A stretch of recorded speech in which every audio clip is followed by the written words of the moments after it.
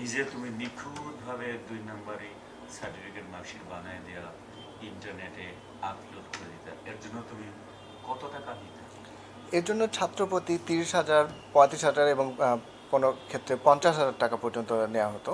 এটা বিভিন্ন দালালদের কাছ থেকে নেওয়া হতো এবং বিভিন্ন প্রতিষ্ঠানের প্রিন্সিপাল যারা আছে তারাও তারা শিক্ষার্থীদের কাছ থেকে নিয়ে তারা আমার কাছে প্রিন্সিপাল তো দিয়ে হতো। শিক্ষক, প্রতিষ্ঠানের মালিক যারা পরিচালক, পরিচালকরাও আমাদের সাথে এই ধরনের তাদের শিক্ষার্থীদের তথ্য দিত এবং তারাও এরা দিত। আবার ওই যে পরীক্ষার্থী যারা প্রান্তিক পর্যায়ে আছেন তাদের কাছ থেকে কি পরিমাণ নিত?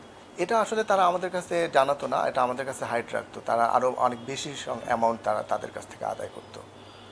তুমি ৩০, ৩৫, ৫০,০০০ পর্যন্ত সর্বোচ্চ তুমি নিতা, জি, আর দালাল যারা মাঝখানে মিডল ম্যান আছে তারা আরো বেশি করে নিয়ে যেত। তারা বেশি করে নিত। এরকম কতজন পরিচালক আছে যার সাথে আপনার পরিচয় আছে?